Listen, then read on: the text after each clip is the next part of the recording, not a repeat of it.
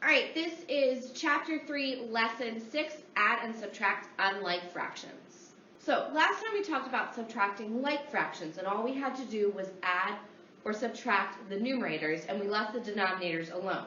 Here, with unlike fractions, we have two denominators that are not the same, or two or more denominators that are not the same. So we need to change those denominators in order to be able to add or subtract the numbers. So, before you can add two blank blank, or fractions with different denominators, in that blank you're going to write unlike fractions.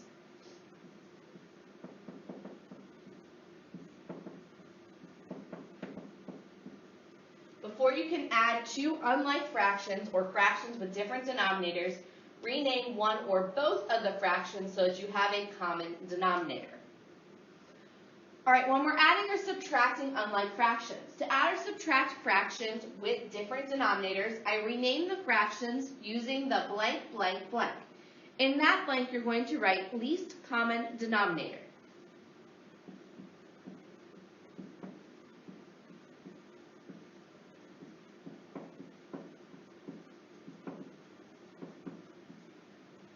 So rename the fractions using the least common denominator, or LCD.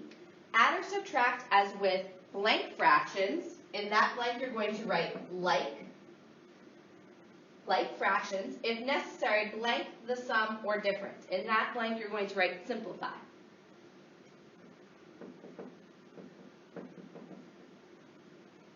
So you add or subtract fractions, you rename them using the LCD.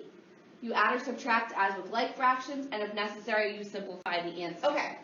So let's take a look at a couple of examples. The first example I have says find 1/2 plus 1/4. So first I could use a number line. Okay. Now I notice, okay, so 1/2 and 1/4, they're unlike fractions, so they don't have the same denominator. So I'm going to use a number line. So I start at 0, I go to 1/2, and then I add a fourth, so it gets me 3/4. The second method is using the LCD.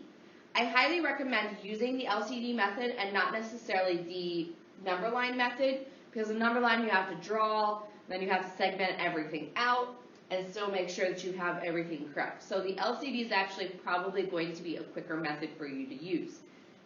It's not to say that method 1 is wrong. Method 2 will just probably be easier. So the least common denominator of 2 and 4, or a common denominator of 2 and 4, is 4, because 2 times 2 gives me 4. 4 times 1 is still 4. Okay? Now, remember with an LCD, the number has to be at least as big as the larger denominator. So that you can't use an LCD of 2, for example, in this case. It has to be at least 4. It can be bigger than 4, but it has to be at least 4, okay, in this example. So 1/2 and 1/4 is 4. 1/2 plus 1/4. I multiply 2 times 2, and whatever I do to the denominator, I also have to do to the numerator. So 1 times 2 gives me 2, and 2 times 4 gives me 4. 2/4, you can notice, is an equivalent fraction to 1/2. Okay? If I simplified 2/4, I would get 1/2. That's the idea. You're creating an equivalent fraction that has the same denominator as the other fraction. So I don't have to do anything with 1/4 because it already has 4 as a denominator. And I add like I would adding and subtracting like fractions. 2 plus 1 gives me 3. My denominator stays the same. Okay? Using either method, I get 3/4. All right, let's take a look at example number 2. -2/3 minus 1/2. So if I use a number line, I started at 0. I subtracted 2/3, which is -4/6, and then I subtracted another 1/2. Again, this is where it gets kind of tricky, okay? So it's a lot easier a lot of times to use the LCD. So for -2/3 and -1/2, my common denominator is 6. My LCD is 6. So 3 times 2 gives me 6. 2 times 2 gives me 4. 2 times 3 gives me 6, and 1 times 3 gives me 3. Okay? So then I have -4/6 minus 3/6. -4 minus 3 gives me -7. My denominator stays the same. So I have -7/6, and that gives me -1 and 1/6 when I simplify it to a mixed number. Alright, there are a couple of try problems out below. I want you to go ahead, pause the video, try them out, and when you're done, we'll go over the answers together.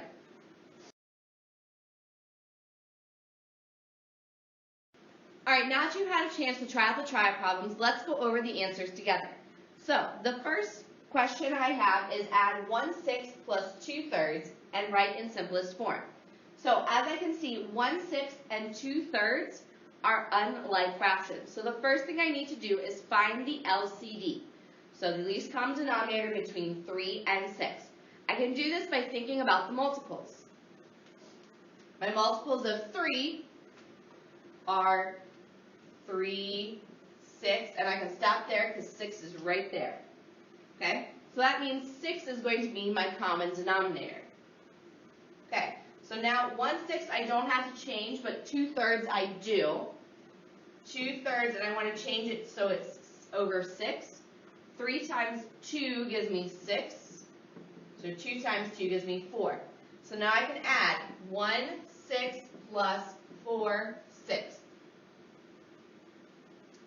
When I do this, they're not like fractions, so I add the numerators. 1 plus 4 gives me 5. So 5/6, and I cannot simplify that because 5/6 is in simplest form. The other one I have is subtract 5/8 minus 1/4, right in simplest form. So again, I'm going to write my multiples for the smaller number first. So my multiples of 4 are 4, 8, and I can stop there because I already have 8.